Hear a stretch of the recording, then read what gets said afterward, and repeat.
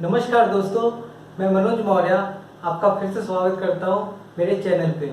दोस्तों, अभी तक हमने पढ़ा कि नंबर सिस्टम क्या होता है या टाइप्स ऑफ नंबर पढ़े उसके पिछले लेक्चर्स में।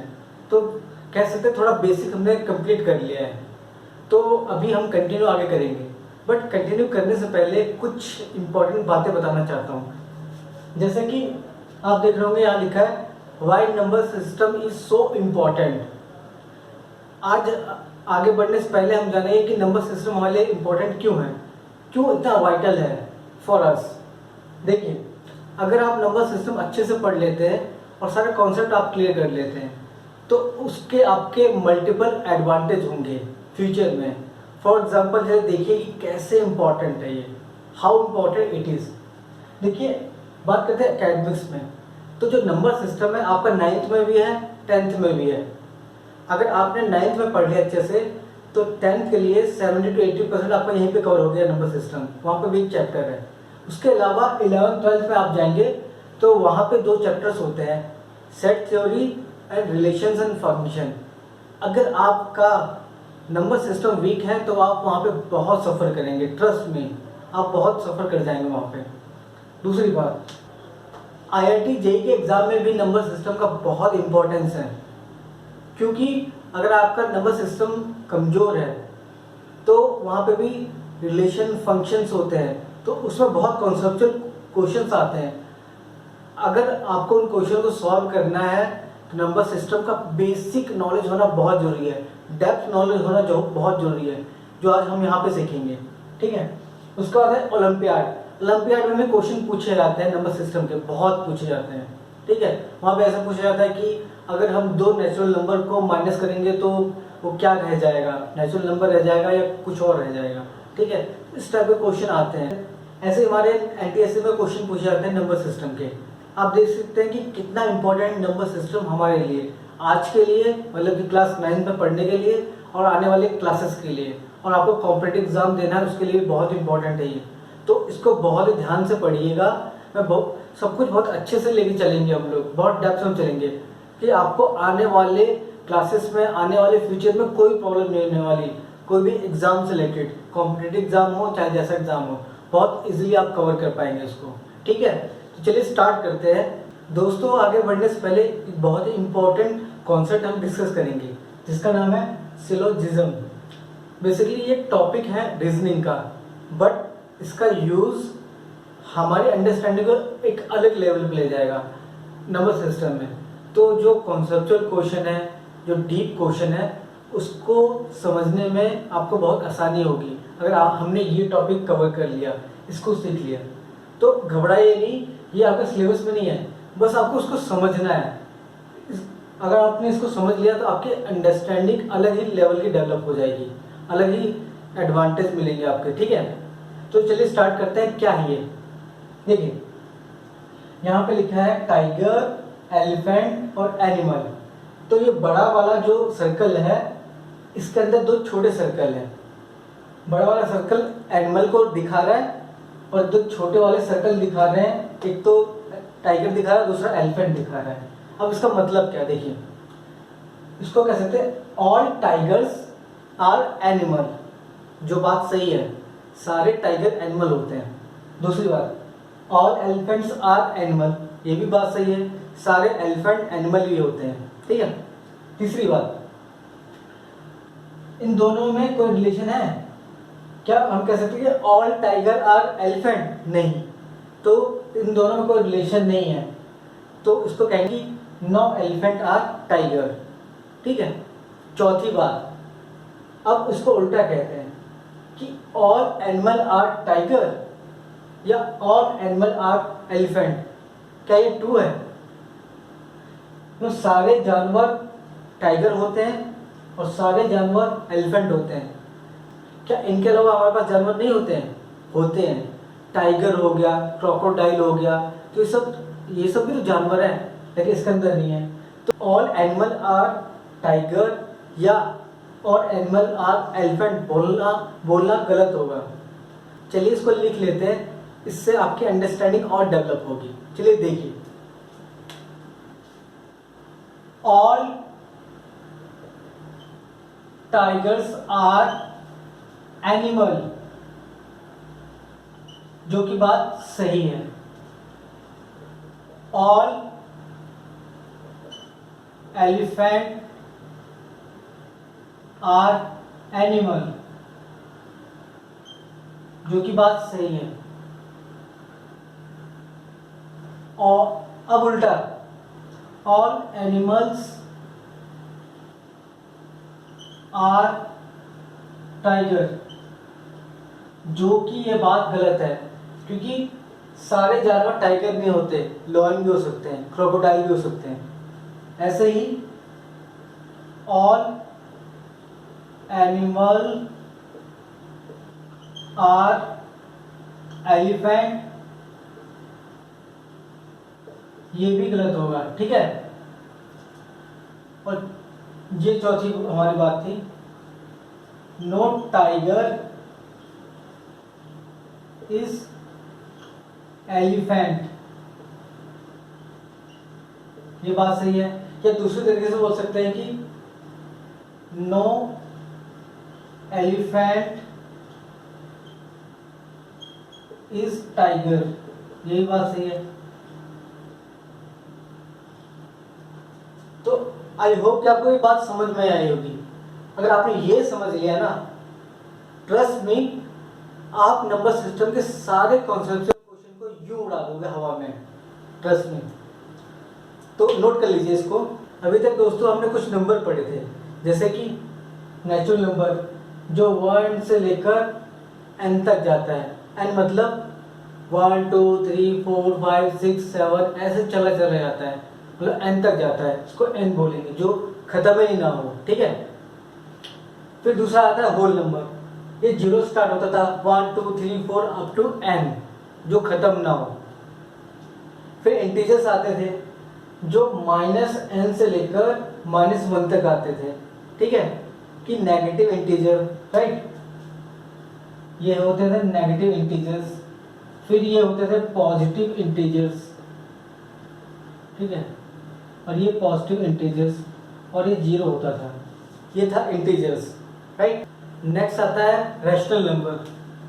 रैशनल नंबर क्या था हमारा, जो p/q की फॉर्म में हम इसे दिखा सकते हैं। इसकी कंडीशन क्या थी, pq should be integer, right, और q 0 नहीं होना चाहिए, ठीक है। जैसे कि हमारा 2/7 दोनों हमारे इंटीजर हैं और नीचे डिनोमिनेटर में 0 नहीं है। उसके बाद क्या कर रहा है कि रिपीट भी होते, कुछ ऐसे नंबर जो रिपीट होते हैं आफ्टर डेसिमल, जैसे कि 1/3 को हम क्या ले सकते हैं, 0.333, ये चलता चला जाएगा, तो ये हो गया रिपीट आफ्टर डेसिमल, तो ये रिपीट होगा, ठीक है। और दूसरा लिखा है टर्मिनेट आफ्टर डेसिमल। टर्मिनेट वाले के 1/4 लिखेंगे तो ये 0.25 आएगा, तो ये आगे बढ़ता चला नहीं जाएगा, जैसे कि यहाँ पे बढ़ता चला जाएगा। तो रेशनल नंबर क्या होते हैं, जो p/q की फॉर्म में दिखाए जा सकते हैं। q should not be 0, right, repeat भी हो सकते हैं डेसिमल के बाद, डेसिमल रिपीट नहीं भी हो सकते हैं, टर्मिनेट हो जाएंगे मतलब। उसके अलावा चलो बात करते हैं क्या क्या रैशनल नंबर, जैसे कि 2 क्या रैशनल नंबर है कि नहीं, बिल्कुल है, क्योंकि इसे हम 2/1 की फॉर्म में दिखा सकते हैं, ठीक है। 0 रैशनल नंबर है कि नहीं है, बिल्कुल है, क्योंकि हम 0/0/1 ले सकते हैं, ठीक है। अगर मैं कहूँ कि ये 2/0 रैशनल नंबर है, हम कहेंगे नहीं, क्योंकि ये डिनोमिनेटर में जो है ये 0 नहीं होना चाहिए, बट यहाँ पे है, तो इसलिए ये रैशनल नंबर नहीं है, ठीक है। चलिए नेक्स्ट नंबर देखते हैं। अब देखिए आगे अपना रेशनल नंबर। रेशनल नंबर क्या होता है, जो रैशनल नंबर ना हो उसे हम बोलते हैं इरेशनल नंबर। रैशनल नंबर ना हो उसे बोलते हैं इरेशनल नंबर। दैट मीन्स जिसे हम p/q की फॉर्म में हम दिखा नहीं सकते हैं। जैसे हमारा पाई हो गया, रूट वाले सारे नंबर्स हो गए, √2 √5, ये सारे आते, ये सारे रेशनल नंबर होते हैं। एक और पहचान होती है इसके अलावा, ये नॉन टर्मिनेटिंग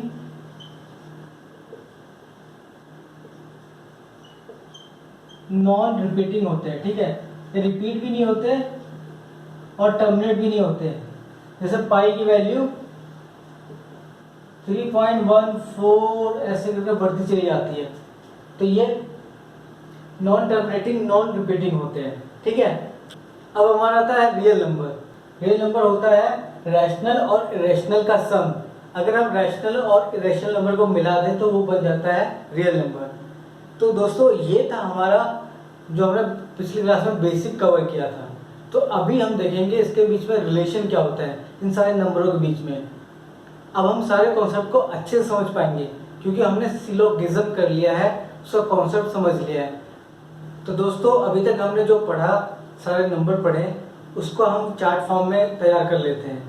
चार्ट फॉर्म में तैयार करने से क्या रहेगा कि आपको लॉन्ग टर्म में बहुत याद रहेगा। दूसरी बात, आपको क्लैरिटी रहेगी।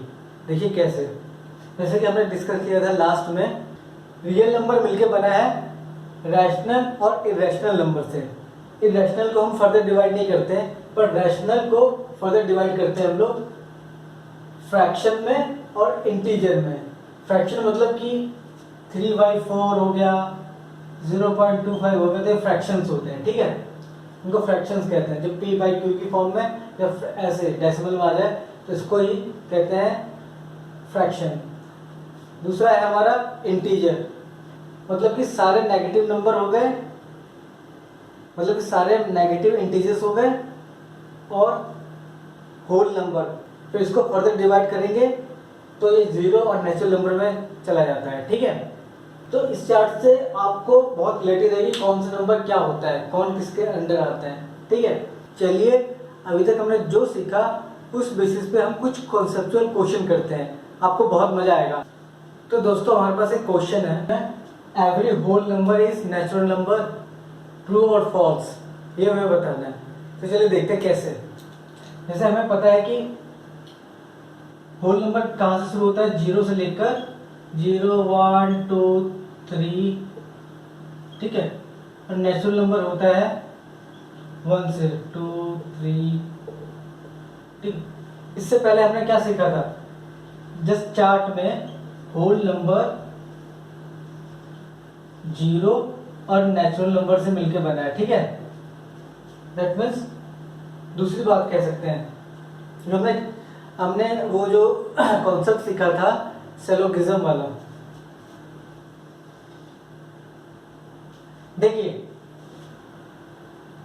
एक तरीका इससे सॉल्व करने का है, एक तरीका इससे सॉल्व करने का है। तो पहले देखते हैं इसमें।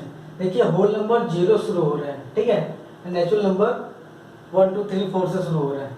तो देखिए ये हो गया हमारा होल नंबर और इसके अंदर हो गया हमारा नेचुरल नंबर, सारे नेचुरल नंबर, और ये 0। देखिए नेचुरल नंबर और 0 को मिला के ही तो होल नंबर बन रहा है।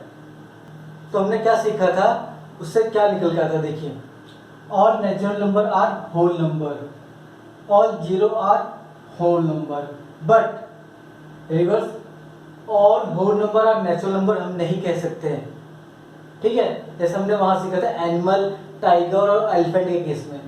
तो all whole number are not natural number, मतलब कि every whole number is not natural number. तो यहाँ ऐसा लिखा भी है, देखिए स्टेटमेंट ये लिखी हुई है जो कि गलत है, मतलब फॉल्स है। तो हमारा ये फॉल्स हो गया, आपको समझ में आ रहा होगा। दूसरा तरीके से समझने का है कि देखिए यहाँ देखिए नेचुरल नंबर होल नंबर में तो आता है, बट सारे होल नंबर नेचुरल नंबर नहीं हो सकते क्योंकि 0 नहीं आता है नेचुरल नंबर में, ठीक है। तो इसीलिए ये स्टेटमेंट फॉल्स हो गई। और बाकी हमने ये, और फिर हमने चार्ट से देखा था कि होल नंबर डिवाइड होता है 0 और नेचुरल नंबर में। तो सारे होल नंबर नेचुरल नंबर तो नहीं हो सकते ना, यहाँ से भी दिख रहे हैं कुछ। हमने चार्ट में देखा था कि सारे होल नंबर डिवाइड, हमने चार्ट में देखा था होल नंबर 0 और n में डिवाइड हो रहा है। इसका यह मतलब हुआ कि सारे होल नंबर नेचुरल, इसका मतलब ये हो गया कि सारे होल नंबर नेचुरल नंबर नहीं हो सकते क्योंकि कुछ उसमें जीरो भी होंगे।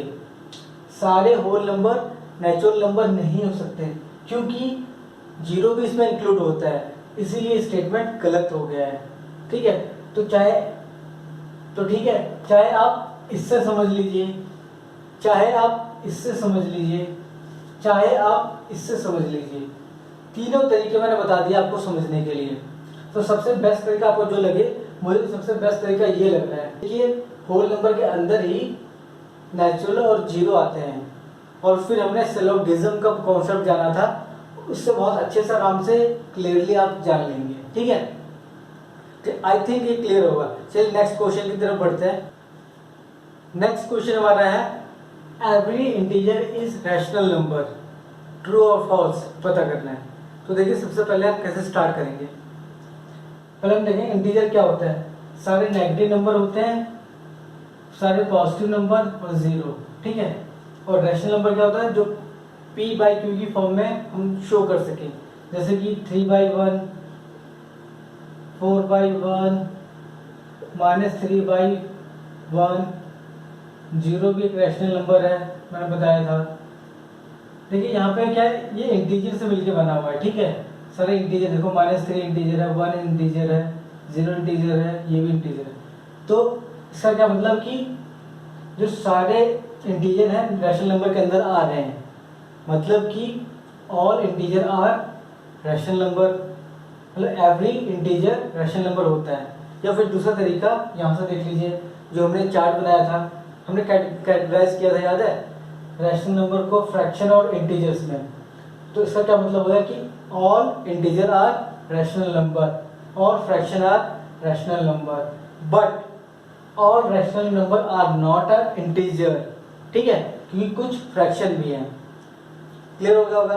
तीसरा तरीका है, रैशनल नंबर दो चीजों को इंक्लूड करता है यहाँ पे, फ्रैक्शन को और इंटीजर को।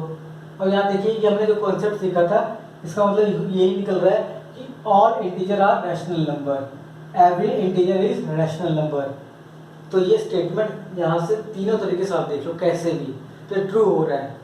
ठीक है, ये हमारा ट्रू है। चलिए आगे बढ़ते हैं नेक्स्ट क्वेश्चन की तरफ।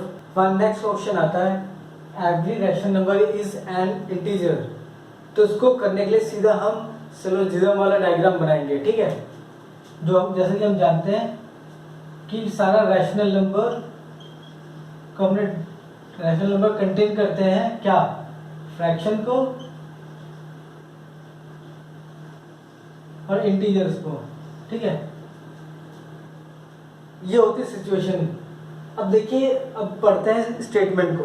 क्या लिखा है, every rational number is an integer, मतलब कि सारे रैशनल नंबर इंटीजर हैं। सारे रैशनल नंबर इंटीजर हो सकते हैं। या कि ये वाला एग्जांपल एनिमल और एलिफेंट टाइगर वाला, उस हिसाब से तो ये स्टेटमेंट गलत हो रही कि नहीं हो रही, बताइए, गलत हो रही कि नहीं गलत हो रही। तो इसलिए ये स्टेटमेंट फॉल्स है।